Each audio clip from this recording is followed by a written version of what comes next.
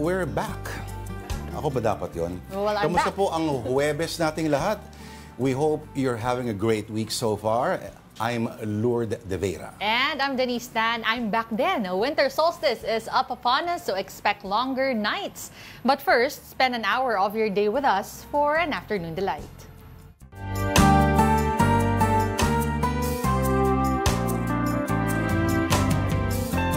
Sa mga fans ni Tita Denise, sana talaga yan, hindi po yan AI, ha? Patunayan mga Tita D. Ayan, eksakto. Walang naisip, tumawa na lang. Okay, it's Thursday. Pagod na ako, natawa lang. December 12, 2024, ang ating chosen delight of the day ay ang inutak. Okay, ano nga ba yung inutak? Para siyang ano? Ano may consistency na malapit dito? Parang mahablang ka? Or what? Oh, ay, wala ka pala dito, no? Ikaw ay nasa Paris. Na ano? Nung nag-serve kami ng inutak.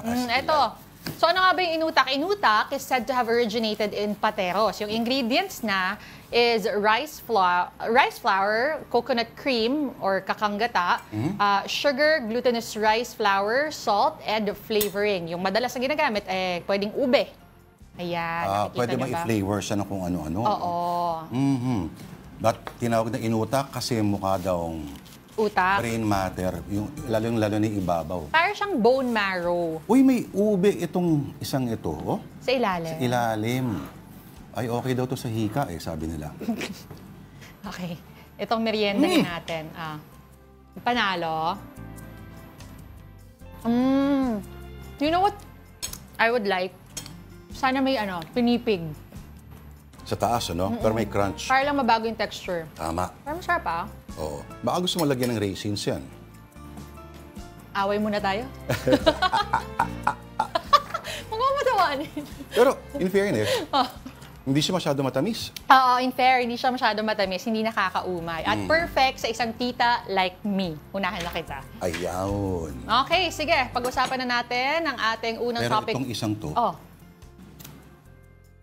Ano? wala. Ginagamit ng mga natotokhang. Ha? Nire-recycle nako. nila. Delikado yan. Teka, bago tayo pumunta sa ating social media stories, mga kapatid, pag-usapan muna natin itong panahon. No? Weather talk muna tayo, mga kapatid. Pag-asa says a tropical cyclone could develop between December 16 and 22. Kausapin natin tungkol dyan si Pag-asa weather forecaster Ana Cloren. Gandang hapon po, Miss Ana. Yes po, magandang hapon din po sa ating lahat. Alright. Okay, Miss Ana, saan itong nakikita niyong sama ng panahon at ano-anong mga areas po kaya ang maapektuhan kung sakali ng bagyo? Weather systems affecting the Philippines right now? Yes, tama po, no? So, base nga po din sa ating labas na TC threat potential ay meron tayong nakikita na tropical cyclone-like vortices na pwede pong maging isang low pressure area by week 16 po or sa second or ngayong mid-December po, no? So, posible po tayo magkaroon ng monitor na low pressure area na kung saan ay di po natin nire-rule out yung possibility na ito po ay maging isang bagyo. Pero kahit hindi po ito maging isang bagyo or maging low pressure area lamang ay magpapaulan po ito sa malaking bahagi po ng Mindanao pati na rin po sa may Visayas area. So, yun po yung nakikita natin na possible po na maging posible mas malalakas yung mga pag-ulan na inaasahan po natin sa week po na yun dahil dito sa paparating na low pressure area na posible po maging bagyo. So far, nasa labas po siya ng Philippine Air Responsibility, no? Itong namumuo, ma'am. Pero saan ho ba manggagaling ito? At kung if ever ba, meron na ho ba tayong mga paraan para ma-track kung saan ang posible niyang dadaanan? Actually, sa ngayon po, Sir Lord, ay wala pa po ito or kumbaga po, cloud cluster pa lamang, no? So, hindi pa po siya talaga nabubuo na isang bagyo. So, ngayon po ay minomonitor lamang po natin na yung cloud cluster po na yun ay yun nga po by early next week ay dun po siya posibleng, kumbaga po, mas mag-develop at mas mabuo po bilang isang low pressure area.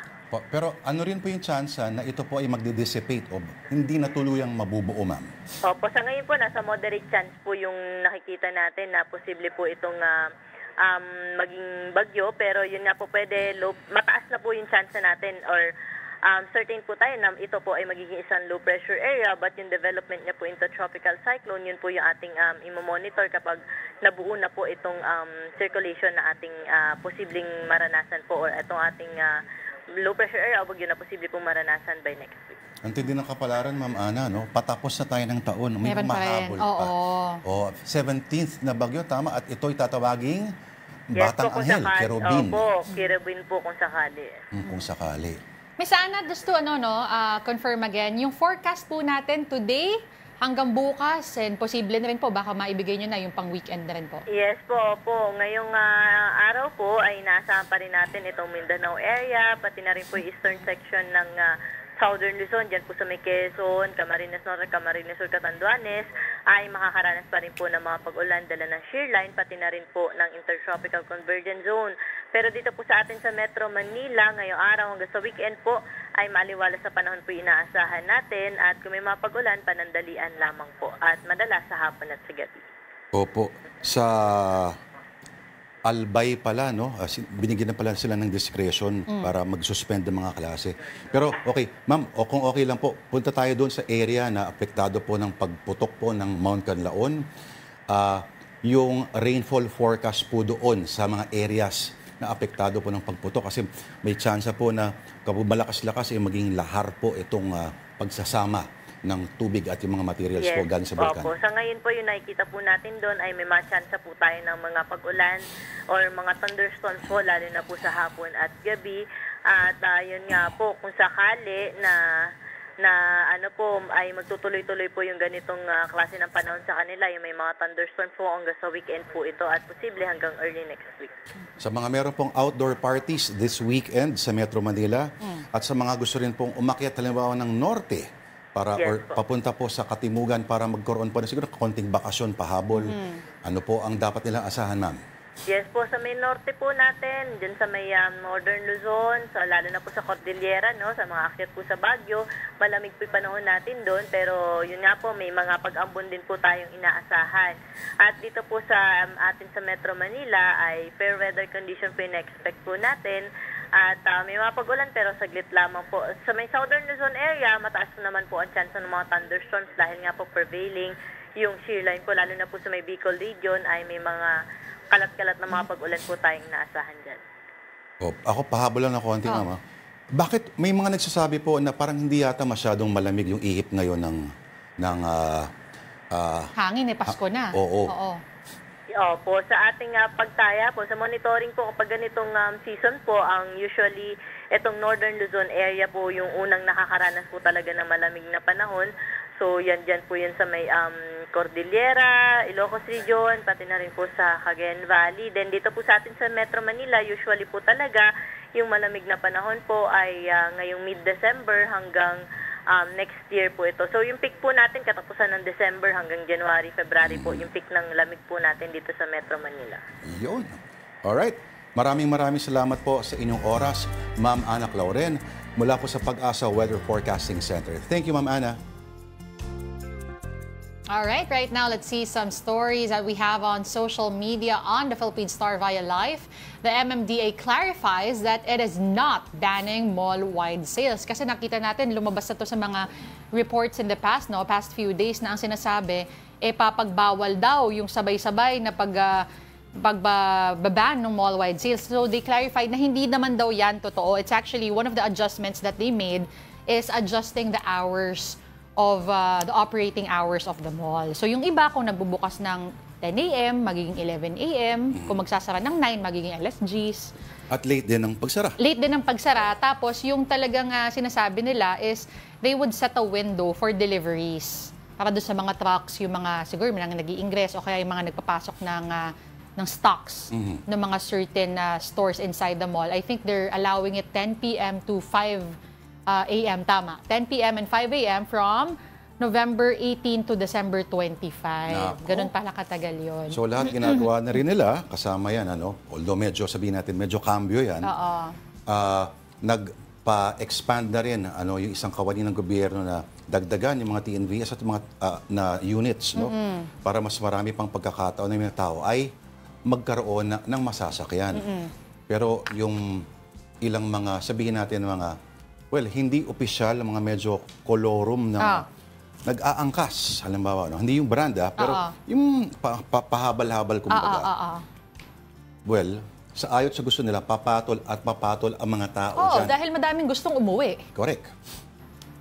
Pero paano lang dadali ng TV nila na 70-inch? Ay, makikita natin yan sa ating mga iSoda signs, I'm sure. Doon lang sa labas ng mga malls may mga nag-aabang. Oo. At papatol talaga yung mga tao dyan habang wala silang makukuhang maayos na masasakyan. At siguro, parang common sense lang din feeling ko, kung foreign experts ang titingin dyan, magtataka kaya sila kung bakit sa atin, hindi natin iniisip na bakit kahit panandalian lang, hindi gamitin yung busway. Yan. Wala namang dumadaan. Oo. Nagsisiksikan yung mga tao doon. Sobrang sikip na, sobrang traffic na talaga ngayon. Grabe. Okay. Buti pa sa NAIA, gaya na nabalita natin kahapon, may bagong transport vehicle hub. Pero itong sunod natin pag-uusapan, wala akong kaalam-alam sa mga bagay Wala. na to. Alam kong bago sa ito ang lahat ng to. Ang story on social media, interesting findings from Pornhub in its 2024 year in review. Oh. Ano ba ito tungkol sa... Okay. Dapat ba bang ituloy natin ang usapan na to? Okay, worldwide, ito daw yung... Parang delikado to. Pero gusto ko dumiretso lang tayo sa Pilipinas. Sige. Doon na lang para medyo ano. Oo. Teka. Kasi, in terms of most time spent, patagalan doon sa site na ito, ay... Pilipina! Hindi. Ay, hindi. Bumaba tayo. Di ba female ang number one? Yes, mas mataas pa sa ano. So, Ito. by traffic, number 3 ang Pilipinas. At malaki yan, ha? Wala tayo dyan dati sa top 10. So, after US and after France, Pilipinas ang pangatlo. So, top 20 countries na ibig sabihin, yung dami ng mga tao. Kasi dati number 1 tayo sa patagalan. Ngayon, in terms of patagalan sa pagtambay dito sa website na to na wala akong kaalam-alam, ang Pilipinas ay bumaba. Ito, 9 minutes na lang. Diba? Oo. Mexico number 1 ngayon. 11. May kinalaman kaya ito dahil nanalo si Trump. Ganon? Oo. So, number 2, Netherlands. Ang US, number 3. Number 4, Canada. Recently ko lang nalaman, may nagsabi sa akin, ng website na to na wala akong kaalam-alam, ay Canadian pala. Thanks, Canada. Mga kalokohan. Interesting, The Philippines is the only Southeast Asian country on this list. Basing it sa time spent per visit. Oo. At dumami. Plus 17 seconds ang mga female visitors na pumupunta rito sa website na ito. Male. Hindi, tama. Compared to male visitors. Tama. Ano ang ibig sabihin yan? Excuse me. So, may time spent per visit. Sa America, number 1 state at malamig kasi Alaska. pagbigyan nyo na.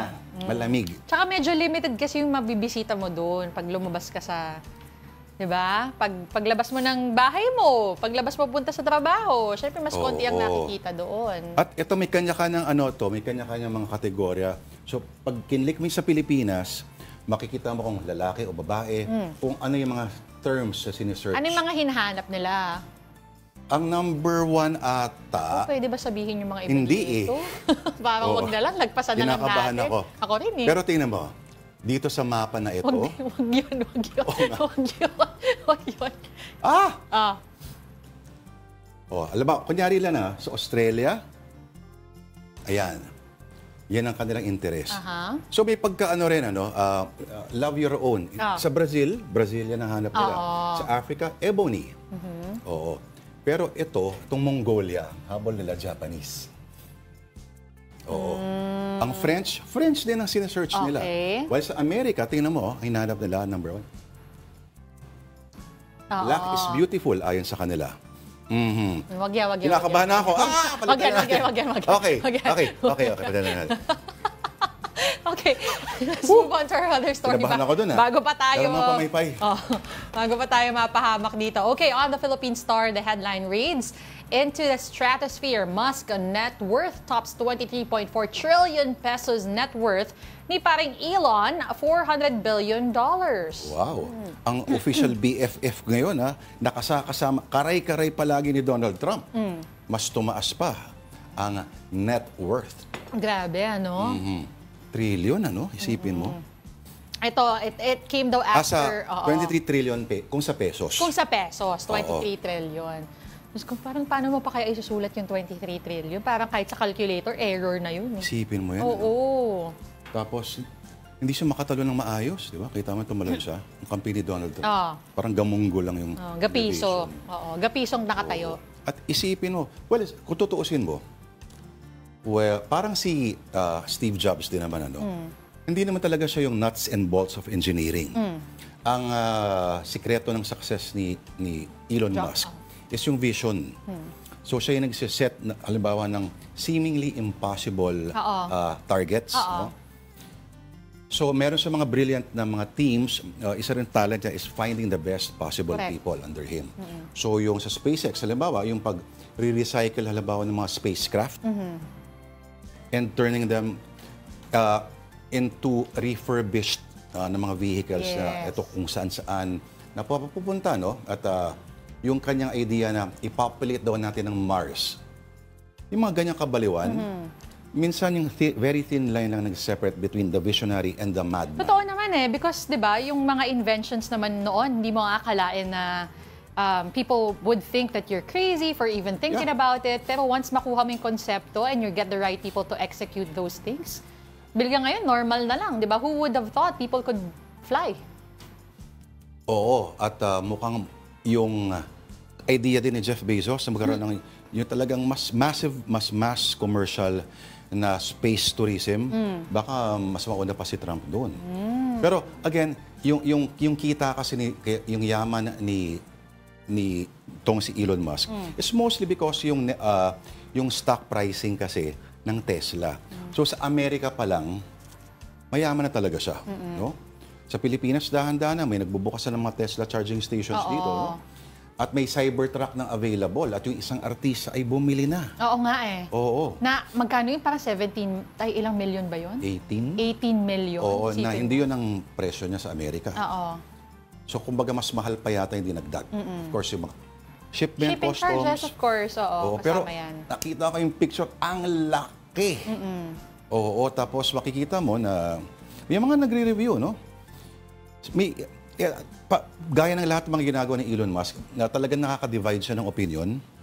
May iba gusto siya, at may iba na hindi siya maintindihan, hindi siya magets. Kasi parang... Ikaw ano ka doon? Ha? Ano ka doon?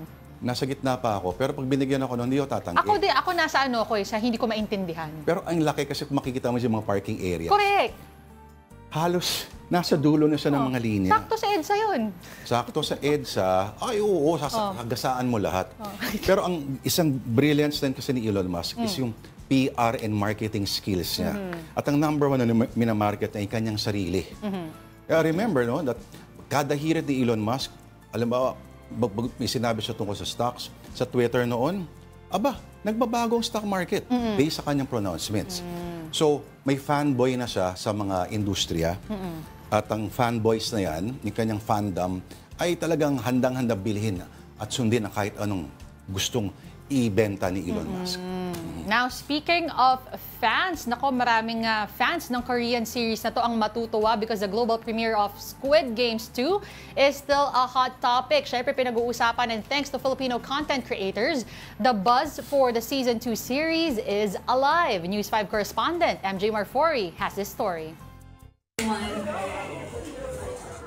Over 1 billion accumulated reach. Ganyan na nakakalulang mileage na higit 100 content creators mula sa 22 countries ng Europa, USA, Canada, Latin America, Australia at syempre ang Asia.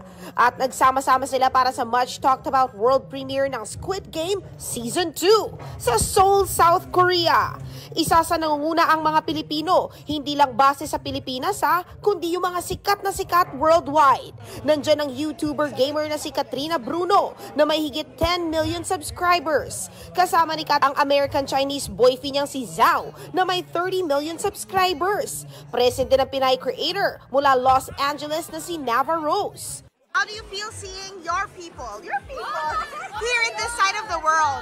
We're going to say hi. Of course, we're gonna party. Agaw eksena naman ng internet superstars na sina Angelo at ang kanyang kapatid na si Alexandra Marasigan. Sumikat ang dalawa sa TikTok during the pandemic with their Kardashian parody. Our mom is very proud of us and everything we've done. She always watches our videos. She always reads every single comment. So Born and raised sa Australia ang magkapatid, pero based na ngayon sa LA. Dito rin sila sumikat palalo at nagkaroon ng maraming brand deals. Miss na raw nilang Pilipinas at plano nilang magbalik next year. I really want to go back It's to much the better in Philippines. the Philippines, the Yeah, Jollibee we there. haven't been in 6 years. We're so excited to go back. We're long Yeah. overdue, so we hope to go next year. We're just so love it. We proud. love how supportive They're all the always the most Filipinos supportive are. and like the most excited to see us, Yeah. which we love to see. And yeah, every time I post, the first 100 commenters are all Filipino. Filipinos.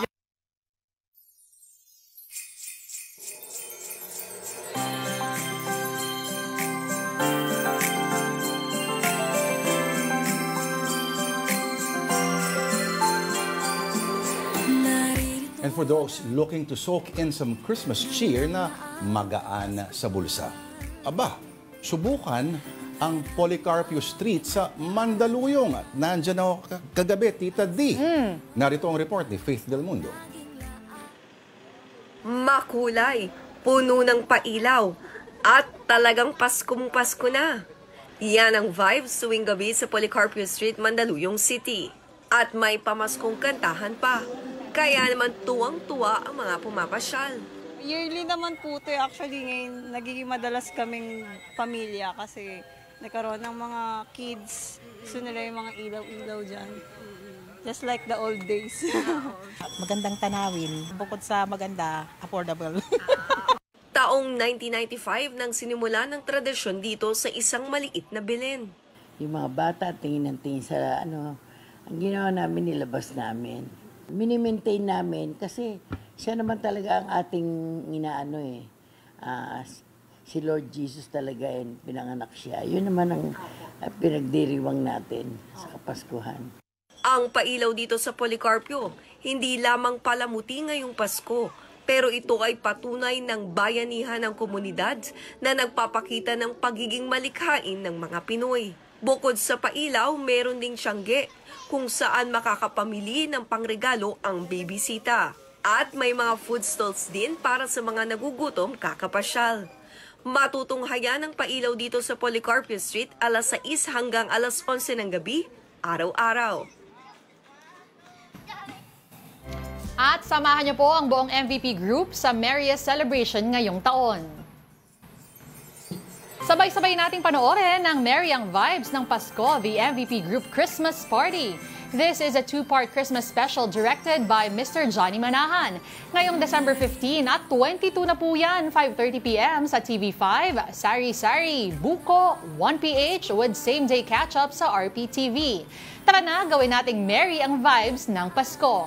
Also, the Merry ang Vibes ng Pasko theme is now on Spotify, Apple Music, YouTube Music, and Meta Instagram Reels Music. Alright.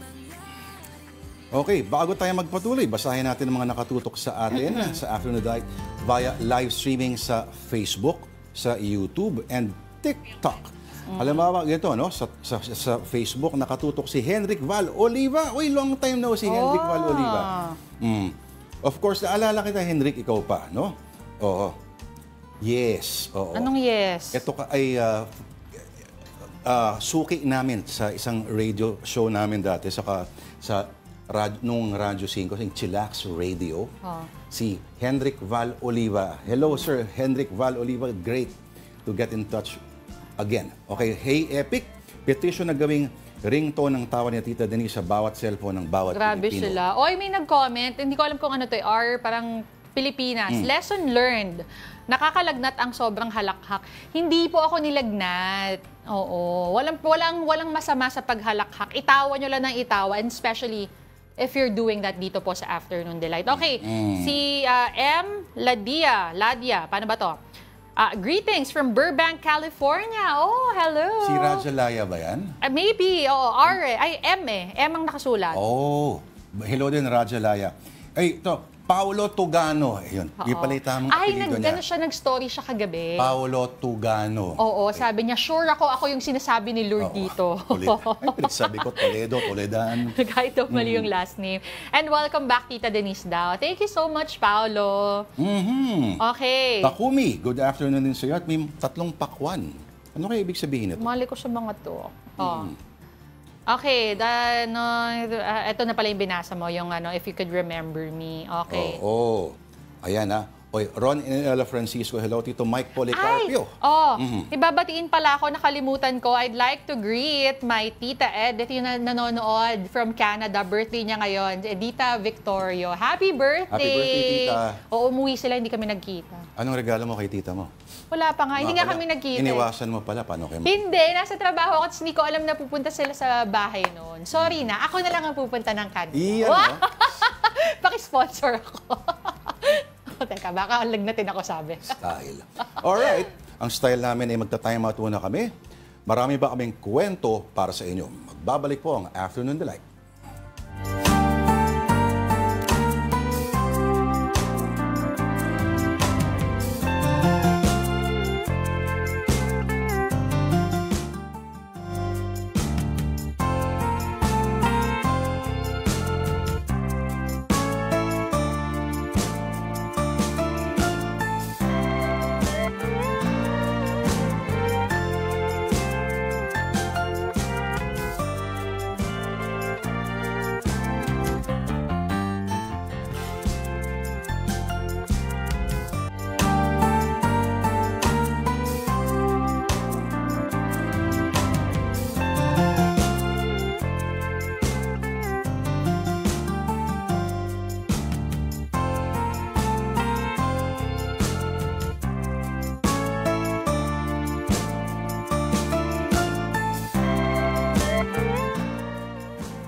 Okay, nagbabalik po ang Afternoon Delight dito po sa One News. Ako po si Lord De Vera. At ako naman po si Denise Tan. Thank you for staying with us.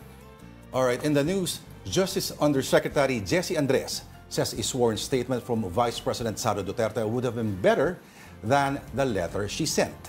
For a second time, Duterte skipped a personal appearance at the NBI to shed light on her kill remark against President Marcos, his wife, Liza, and his cousin, Speaker Martin Romualdez. Andres says the Vice President could face another charge if she does not heed the NBI subpoena. He also emphasized the DOJ's intent to hear Duterte's personal account regarding threats to her life. The National Bureau of Investigation is also tasked to investigate this kind of matter, a national security matter that involves the life of the Vice President. So that exactly we set the investigation for 2 purposes. And the first one was really to get to the bottom of the alleged threats against the Vice President. Meantime, authorities have expressed concern over the potential rise of so-called guerrilla pogos. That's as the implementation of the nationwide ban on offshore gaming nears. Mobile Journal, Julie Baiza with a report. Kanselado na ang lisensya ng lahat ng Philippine Offshore Gaming Operator o POGO pagdating ng Disyembre 15. Iyan ang nilinaw ng Philippine Amusement and Gaming Corporation kasunod ng direktiba ni Pangulong Bongbong Marcos na total ban ng POGO sa bansa. Liliwanagin lang po namin tatlo rito, wala pong meron ng may lisensya pagtuntong po ng January 1, 2025.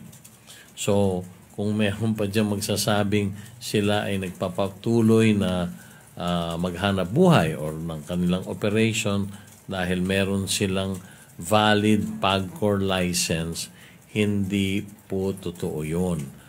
Sa kabila nito, aminado naman ng gobyerno na susulpot ang mga anilay guerrilla pogo o yung illegal na mag-ooperate sa iba't ibang lugar. Dahil dito, nirequire na ng DILG ang lahat ng lokal na pamahalaan na iulat sakaling may makitang kahina-hinalang operasyon sa mga komunidad. Ang local chief executives na magpapabaya, may posibleng pananagutan. May liability talaga sila. Gross negligence ang isa dyan. Acts inimical to the interest of the Filipino people. So, liable sila sa ombudsman dyan. Tiniyak naman ng Presidential Anti-Organized Commission o PAOK na may kakayahan ng pamahalaan para i-monitor ang mga illegal na operasyon. Here now is a quick rundown of more stories on One News. PhilHealth will be getting zero subsidy for 2025 due to its whopping 600 billion peso reserve budget. Senate President Cheese Escudero said these unspent funds reflects the state insurer's failure to deliver adequate health care benefits to Filipinos. The BICAM also retained the reduced 733 million peso budget for the Office of the Vice President and sustained allocation for the DSWD's AKAP. But the AKAP budget was slashed to 26 billion from 39 billion pesos. Marikina City Mayor Marcy Teodoro insists he is not yet disqualified from the 2025 midterm elections. This comes as the COMELEC canceled his certificate of candidacy due to material misrepresentation with regard to his address. Teodoro is running for congressman in the 1st District of Marikina, but there were documents that stated his residence is in the 2nd District. The mayor maintains that the COMELEC's decision is not executory yet and that he will file a motion for reconsideration. And thick ash covered Barangay Maaw, Bago City after the eruption of Canlaon volcano. According to the DENR, the air quality in the evacuation center in one barangay there also hit very unhealthy levels on Wednesday. The agency is advising residents with respiratory problems to stay indoors. And an international report showed that the Philippines is among countries that struggled in addressing drug use concerns. One News editor Jovi Francisco has the special report.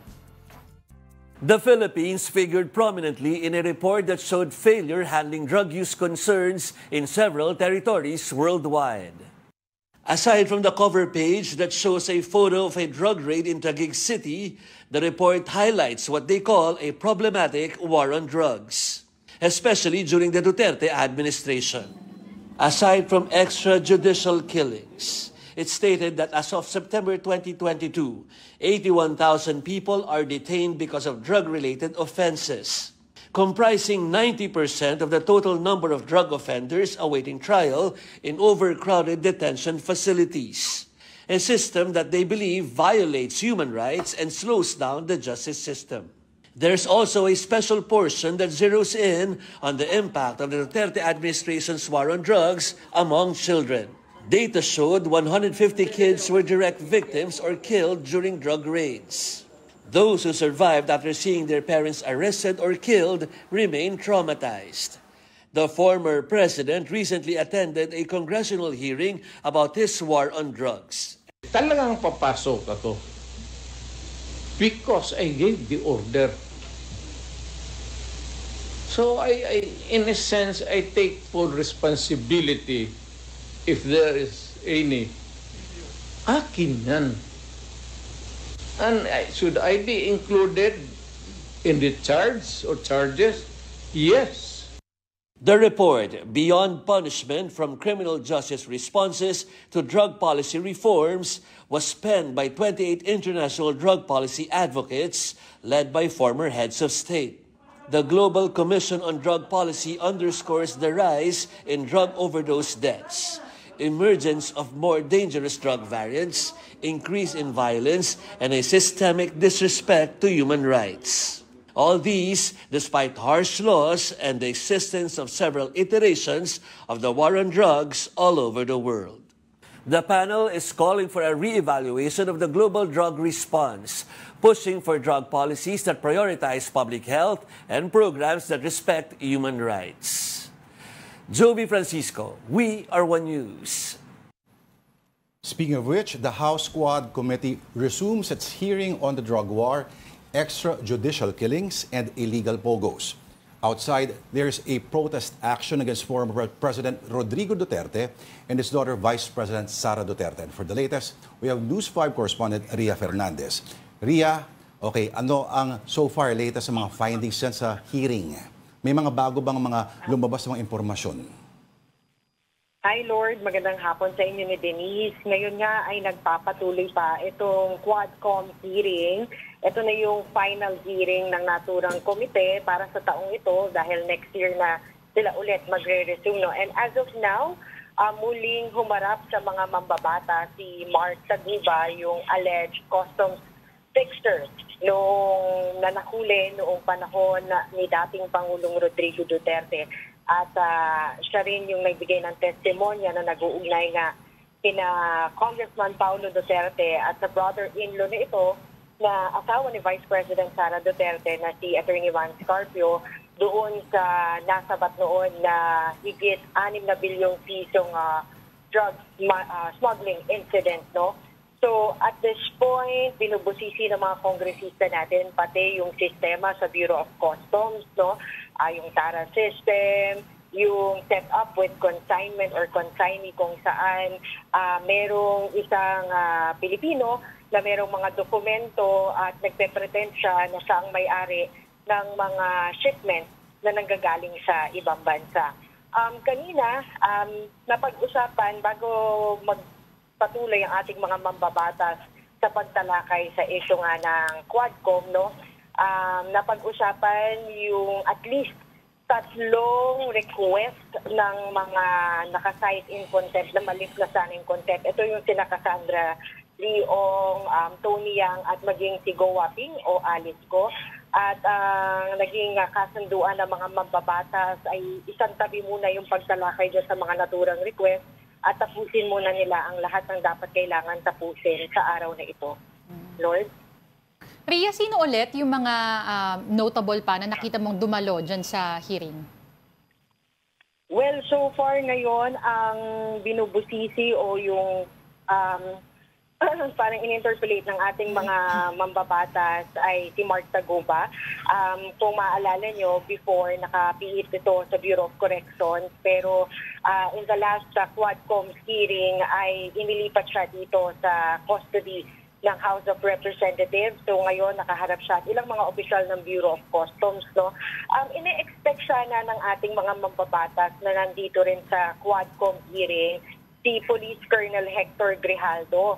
So itong si Colonel Hector Grijaldo, siya yung idinawit ni dating PCSO General Manager Dorina Garma na may alam di umano doon sa reward system ng dating administrasyon sa kada drug suspect na mapapatay.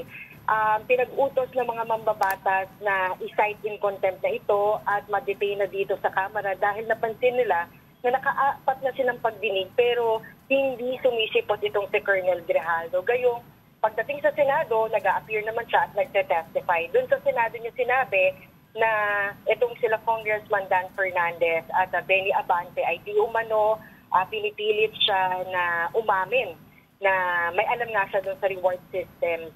Matagal na rin dinenay ng mga mambabatas yung allegation na yun ni Grijaldo. Kaya ang gusto nila sana ay kumarap na dito sa pagdinig si Grijaldo. So, consequentially, because of the cite in contempt, i-detain siya ngayon dito sa House of Representatives. So, yan ang antabayanan natin, no?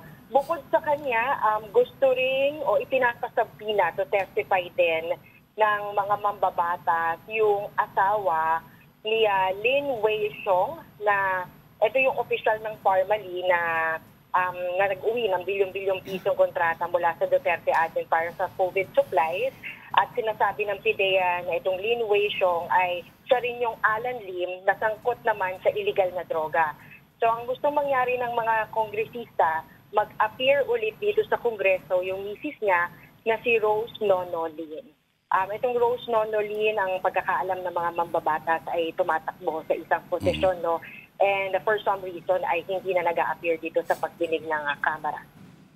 May narinig ako kanina, Ria, no, na may kine-question si Congressman Abante at sinasabi niya na parang mukha bang taga-customs yata yung kausap niya kasi parang sabi niya, pag hindi ka sumagot ng maayos, I will file something para ma-dissolve yung bureau ninyo.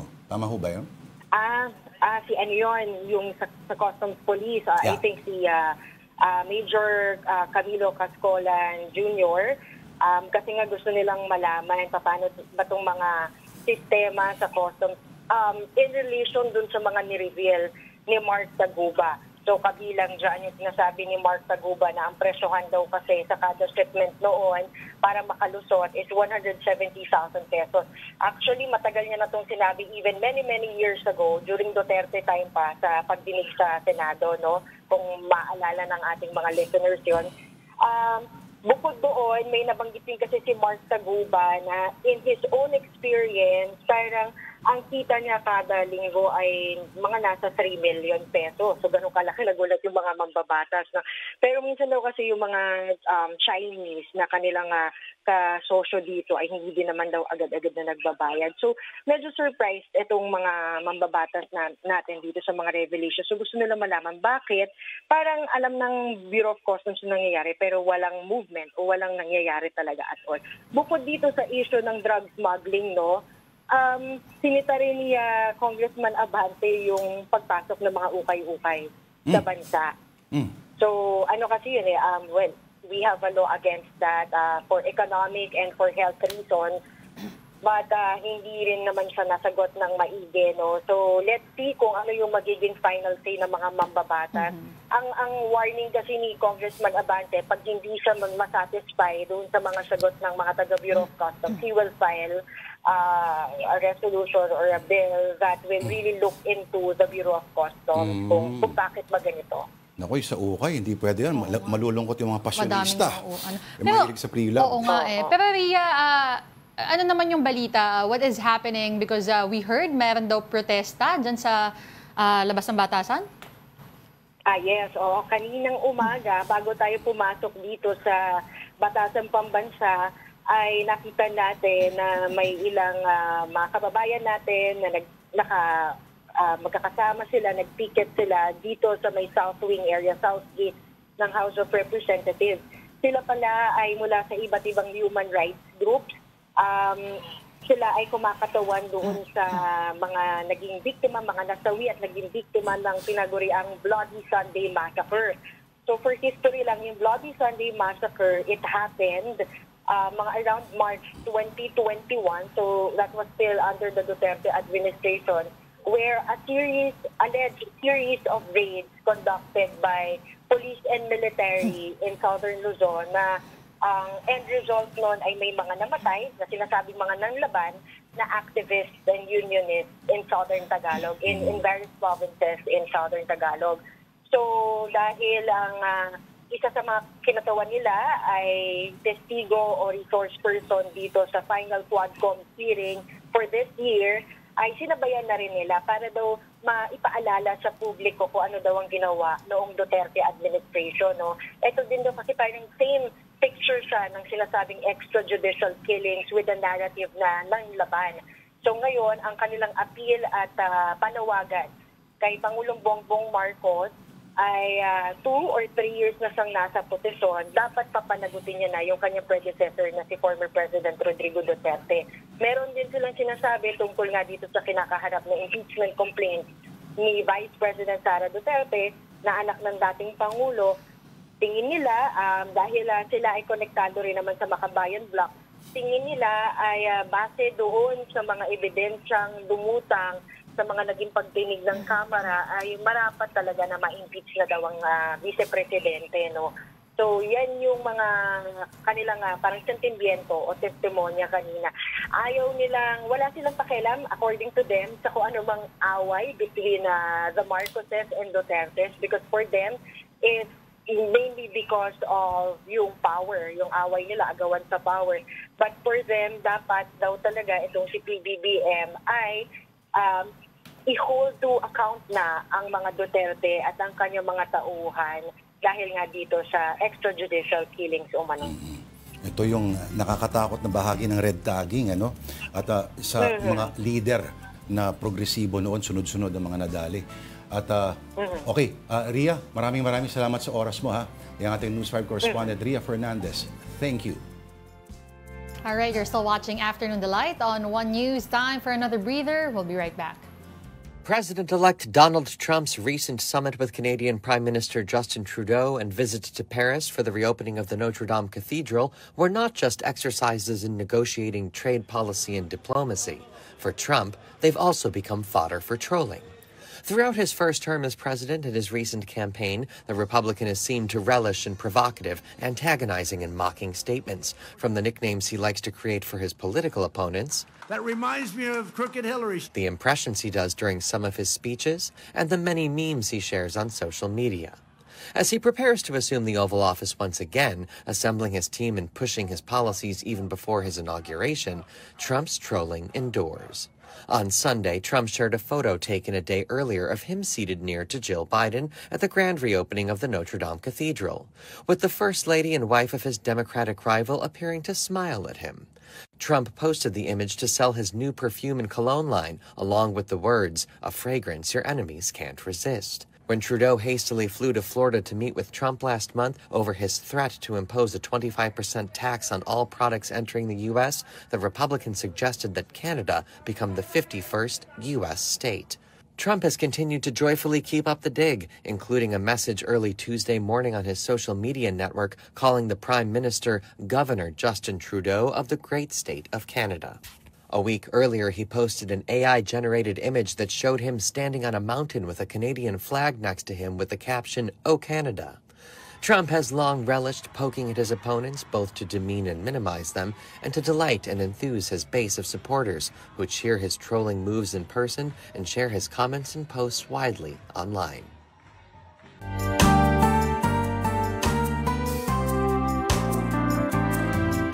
And we're back. You're watching Afternoon Delight. Ako po si Denise Tan. At ako naman po si Lourdes de Vera. Okay, let's talk about sports. It's not yet over for the De La Salle Green Archers after they narrowly won Game 2 against the UP Fighting Maroons yesterday, 76-75. It was a back-and-forth affair between Taft and Diliman. UP was leading in the third quarter thanks to JD Kagulangan's consecutive triples. However, two-time MVP Kevin Kiambao came to the rescue in the game's final 2 minutes and sealed the win for La Salle. KQ led the Green Archers with 22 points. The Green Archers and the Fighting Maroons will face off again on Sunday at the Smart Araneta Coliseum. And Pilipinas Live is giving the gift of free live games this December. Enjoy the UAAP Finals, PVL, PBA, NBA, and more. All you have to do is download the app and register for free.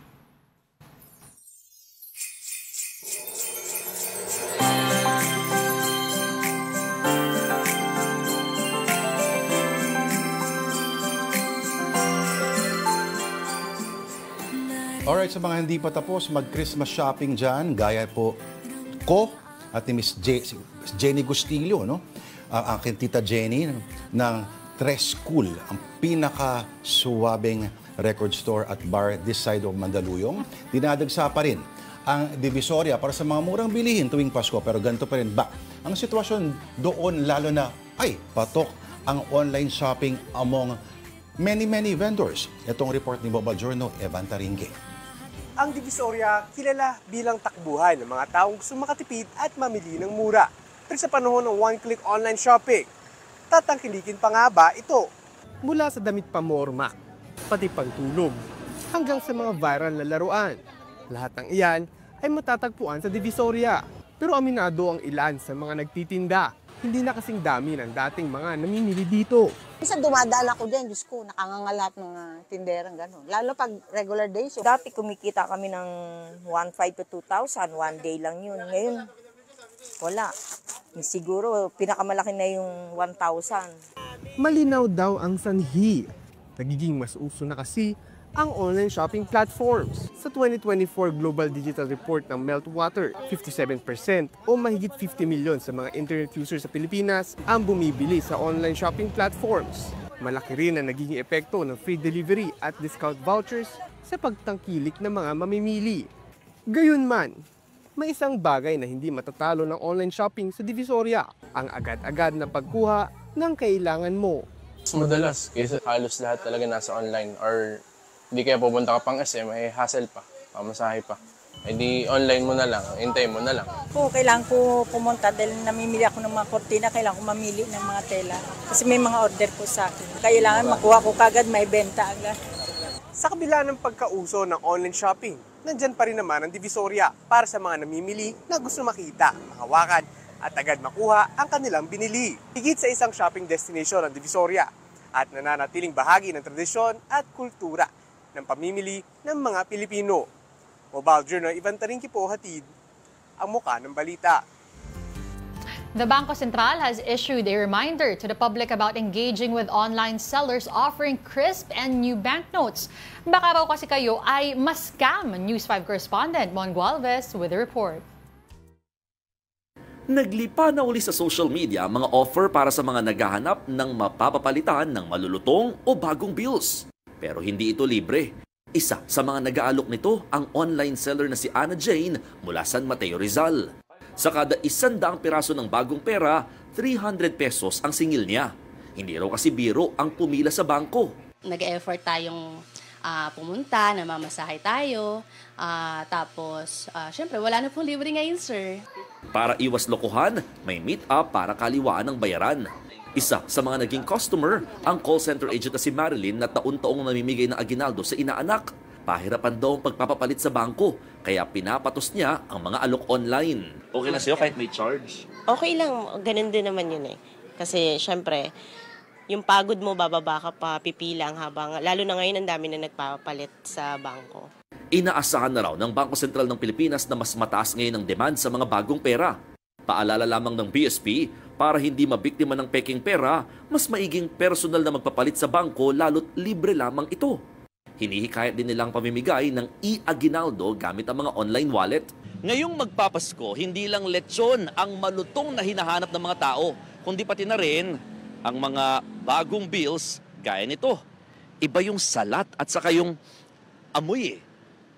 Pero ang tanong, tayo mga Pilipino lang ba talaga ang mahilig sa mga ganitong bago at malulutong na pera? Sabi ng sociologist si Dr. Gerald Abergos, hindi naman. All around the world, different cultures, iba kasi yung nararamdaman mo, natatanggap mo, nakukuha mo na bagong anything.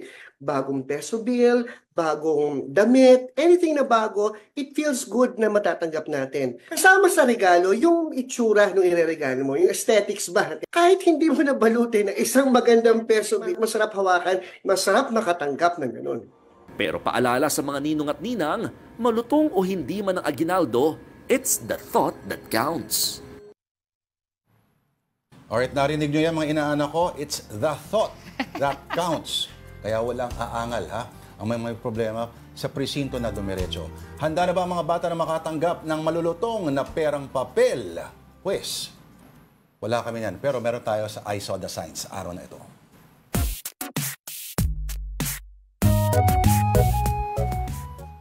Ang ating edisyon, Tita D, ay Ninong and Ninang, where na you? At may message ba para sa mga inaanak? Yan.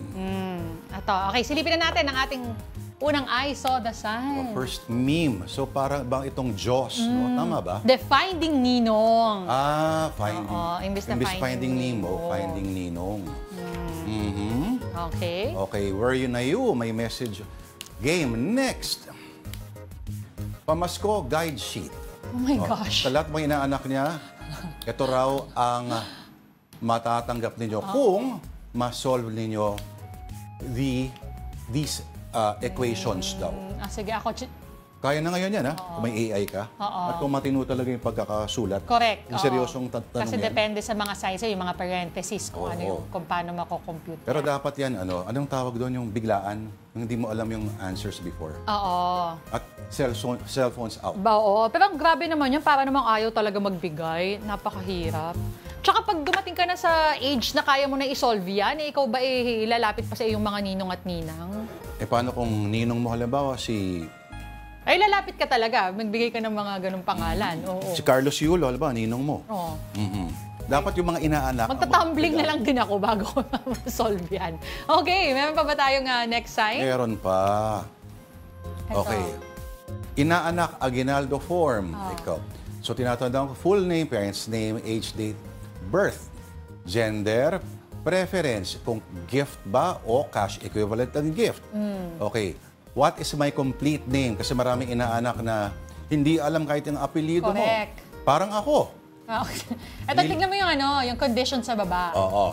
Age 18 and above will only get a handshake. Age 0 to 3 automatically gets cash. incomplete form and requirements will not be entertained. And deadline for claiming is until December 31 only. No extensions allowed. Checkbox if your parents assisted you with this form. So pag in-assist, anong mangyayari? Hindi ko alam. Siguro, pag mga bata yun, no? Pero tama yun, pag lumagpas na, nako, pang next year na ulit na count. Na doble-doble. Hindi pwedeng doble-doble. Pag inaanak mo sa kasal, Ha? Tsaka ako napaproblemahin yan. alam mo, next time pag-usapan natin kung katanggap-tanggap ba na wag mo na makita yung inaanak at sa e-wallet lang ipadala. Teka, meron pa daw isa. May pahabol pa tayo. Meron pa ba? Oo. Babala. Mabala, naglipana na naman ang mga nangunguha ng bata, mga inaanak. Huwag muna kayong lumabas, ha? Lalo na sa Pasko. Mas mahalaga ang safety kesa sa aginaldo. At kung meron kayong mga ganyan, padala nyo po sa email natin na afternoondelighton@gmail.com. At huwag nyong gayahin yung isang kumare na masyadong demanding para sa kanyang anak. At umaangal kung bakit 800 lang daw yung pinadala. Grabe naman, buti nga binigyan. Ay, huwag i-underestimate ang kakapalan ng ilan sa mga tao sa... Hindi gaya ni Ma'am Tita Jenny Gostillo. Hello. Hi, Tita Hello, Jenny. Arby. Dadaling kita minsan doon sa Tresco. Sige. Malapit lang yan. Okay, yung ating mga viewers ba, subukan natin bumate bukas ulit. That will have to do it for us today. Thursday, December 12. Thank you for watching Afternoon Delight. I'm Denise Tan. Join us again tomorrow, 2 p.m. Ang pangalan ko po, Lourdes de Vera. Ang show na ito, Afternoon Delight. Tayo, Unity. Naghahatid ng titig, laging